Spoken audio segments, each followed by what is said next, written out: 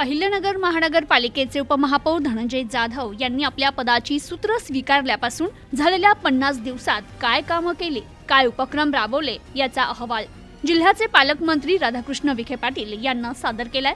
अहिल्यानगरमध्ये महानगरपालिकेच्या पदाधिकाऱ्यांनी आपल्या नेत्याला असा अहवाल सादर करण्याची बहुधा ही पहिलीच वेळ असावी।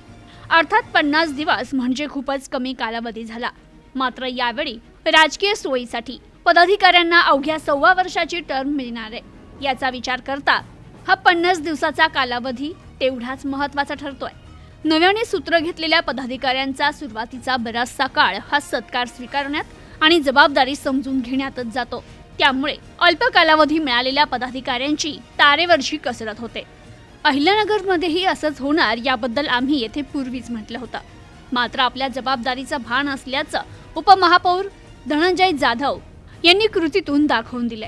उपमहापौर धनंजय जाधव यांच्या अहवालातील प्रमुख ठळक मुद्दे: आरोग्य विभाग, अहिल्यानगर शहरातील आरोग्य सेवा अधिक सक्षम करण्यासाठी विविध उपाययोजना राबवल्या। नागरिकांना वेळेत उपचार मिळावे यासाठी आरोग्य केंद्रांचे सक्षमीकरण करण्यावर भर दिला। स्वच्छता मोहीम, स्वच्छ नगर सुंदर नगर या संकल्पनेतून शहराच्या विविध भागात स्वच्छता मोहिमेला गती दिली। कचरा व्यवस्थापन आणि ड्रेनेज प्रश्नांवर तातडीनं कार्यवाही केली।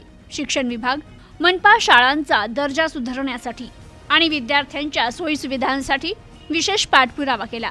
हॉस्पिटल पाहणी, अहिल्यानगर शहरातील सरकारी रुग्णालयांना प्रत्यक्ष भेटी देऊन तेथील सोयीसुविधांची पाहणी केली आहे। रुग्णांना मिळणाऱ्या वागणुकीबाबत आणि औषधोपचाराबाबतही प्रशासनाला सूचना दिल्या। उपमहापौर धनंजय जाधव यांच्या या अहवालाबाबत मंत्री विखे यांनी धनंजय जाधव यांचं कौतुक केले।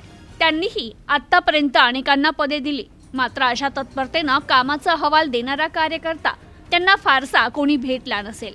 आपल्या कामाचा अहवाल जनतेसमोर आणि पक्षासमोर ठेवणं ही पारदर्शक कारभाराची पावती आहे, अशा शब्दात पालकमंत्री राधाकृष्ण विखे पाटील यांनी उपमहापौर जाधव यांचं कौतुक केलंय।